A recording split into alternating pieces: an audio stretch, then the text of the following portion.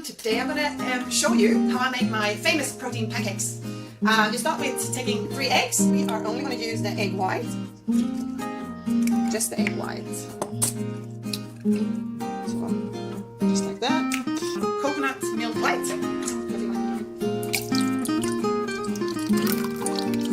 And then we have pea protein, just 1 scoop. And I use plant protein as well. Any brand, any taste. I use chocolate for this one. Vanilla is really good as well. So there's no bumps? No bumps. Like this is good. We are going to do small pancakes. I use no oil or anything. I use Teflon pan. So we're just going to do small pancakes. How's that? That looks like a pancake.